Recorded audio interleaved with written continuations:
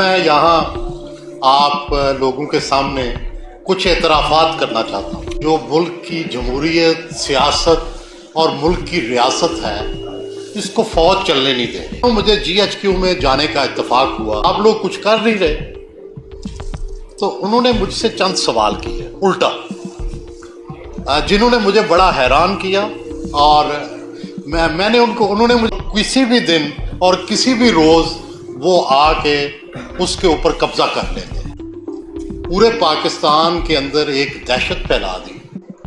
لیکن جب وہ فتنہ توانا ہو گیا اور ہر روز خبر آنی شروع ہو گئی کہ 100 لوگ آج مر گئے ہیں، آج 102 مر گئے ہیں، فوج کو الزام دیتے تھے کہ آپ نے پیپلز پارٹی کو ختم کرنے کے لیے یہ فتنہ کھڑا کیا۔ میرا شمار بھی ان صحافیوں میں ہی ہوتا تھا جو اینٹی اسٹیبلشمنٹ تھے، لیکن 2 واقعات نے مجھے اپنی سوچ بدلنے پر مجبور کیا۔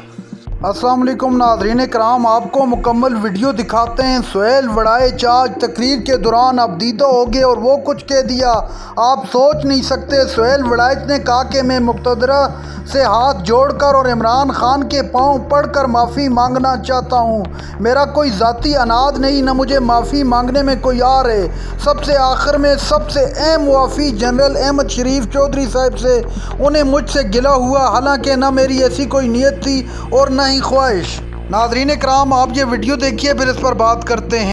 آپ لوگوں کے سامنے کچھ اعترافات کرنا چاہتا ہوں کہ میں نے جب اپنی صحافت کا آغاز کیا تو ملک میں مارشل لا لگا ہوا تھا، اور جب میں نے شعوری آنکھ کھولی تو مجھے یہ لگا کہ اس ملک میں جو ملک کی جمہوریت، سیاست اور ملک کی ریاست ہے، اس کو فوج چلنے نہیں دے رہی۔ چنانچہ میرا شمار بھی ان صحافیوں میں ہی ہوتا تھا جو اینٹی اسٹیبلشمنٹ تھے، لیکن 2 واقعات نے مجھے اپنی سوچ بدلنے پر مجبور کیا۔ جس طرح قائد اعظم کبھی کانگریس کے حمایتی تھے اور پھر انہوں نے مسلم لیگ کو لیڈ کیا، کبھی سر سید احمد خان عہد رفتہ کی بات کرتے تھے اور پھر انہوں نے کہا کہ نہیں، ہمیں سائنس پڑھنی چاہیے، ہمیں انگلش پڑھنی چاہیے، تو 2 واقعات نے مجھے میری سوچ بدلی۔ پہلی تو یہ کہ جب ایم کیو ایم کا ظہور ہوا کراچی میں، تو ہم سب یہ فوج کو الزام دیتے تھے کہ آپ نے پیپلز پارٹی کو ختم کرنے کے لیے یہ فتنہ کھڑا کیا۔ لیکن جب وہ فتنہ توانا ہو گیا اور ہر روز خبر آنی شروع ہو گئی کہ 100 لوگ آج مر گئے ہیں، آج 102 مر گئے ہیں، تو اس وقت ہم سولینز کے پاس، ہم سیاستدانوں کے پاس، کسی کے پاس کوئی راستہ نہیں تھا کہ اس کو کیسے ہینڈل کیا جائے، اور کوئی راستہ نظر بھی نہیں آتا تھا۔ ایسے لگتا تھا کہ اب کراچی جو ہے بس چند ہی مہینوں کی بات ہے، Karachi will be separated from Pakistan and it will be a new city state. مگر پھر اس وقت فوج کام آئی، اور فوج نے کراچی میں وہ کام کیا کہ آج کراچی کے بارے میں کوئی سوچتا بھی نہیں ہے کہ کبھی کراچی پاکستان سے الگ ہو سکتا ہے۔ اس نے میری سوچ کے اندر ایک بہت بڑی تبدیلی لے کے آیا۔ دوسرا واقعہ یہ ہوا کہ جب ایک وقت آیا کہ طالبان نے پورے پاکستان کے اندر ایک دہشت پھیلا دی، اور دنیا بھر میں یہ خبریں شروع ہو گئیں کہ پاکستان میں ایٹمی جو مرکز ہے اور جو پاکستان کا کیپٹل ہے، اس سے صرف 70 میل دور طالبان رہ گئے ہیں، اور کسی بھی دن اور کسی بھی روز وہ آ کے اس کے اوپر قبضہ کر لیں گے۔ اور یہ اتنی تشویش کی بات تھی، اور سولین سوسائٹی کے پاس کوئی راستہ نہیں تھا ان کو روکنے کا، سولین ادارے ناکام ہو چکے تھے۔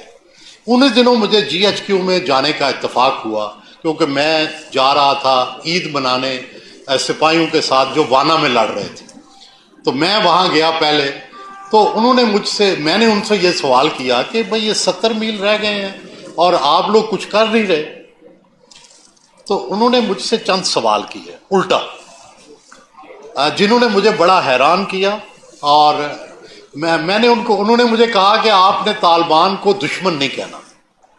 میں نے کہا دشمن نہیں کہنا؟ وہ ہمارے بچے مار رہے ہیں، آپ کہہ رہے ہیں دشمن نہیں کہنا؟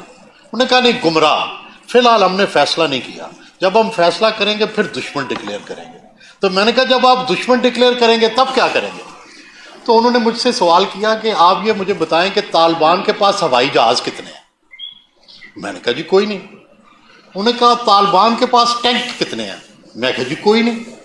उन्होंने कहा उनके पास रॉकेट लॉन्चर कितने हैं? मैं कहा शायद होंगे 5-10 या शायद ना हों। उन्होंने कहा फौज कितनी है? मैं कहा कोई नहीं, रेगुलर फौज। उन्होंने कहा पर जिस दिन हम दुश्मन डिक्लेयर करेंगे ना, उस दिन जहाज़ भी चलाएंगे, टैंक भी चलाएंगे, उस दिन रॉकेट लॉन्चर भी चलाएंगे, और फिर आप देखेंगे कि वो रह नहीं सकेंगे। और ऐसे ही हुआ, और फिर वो ना रह सके।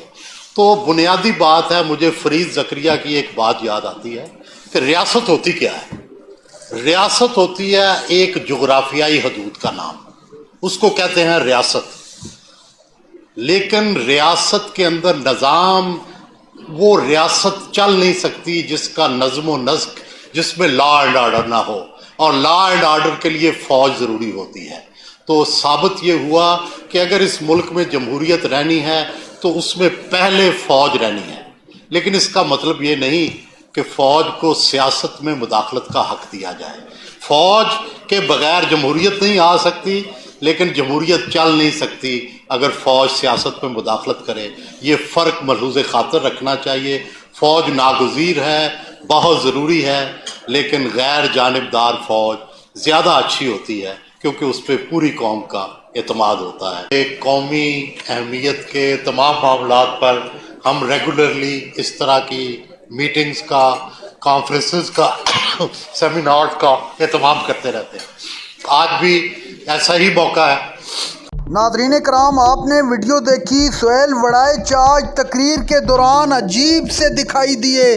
सुहेल वड़ाइच ने खुलकर बता दिया कि मुल्क क्यों नहीं चल रहा और कौन मुल्क को नहीं चलने दे रहा। इमरान खान से माफ़ी का कह दिया और कहा कि मुझे इसमें कोई हार नहीं, मैं इमरान खान के पाँव पड़कर माफ़ी मांगना चाहता हूँ। और मुक़तदरा से भी अपील करते हुए कहा कि मैं उनसे भी माफ़ी का तलबगार हूँ।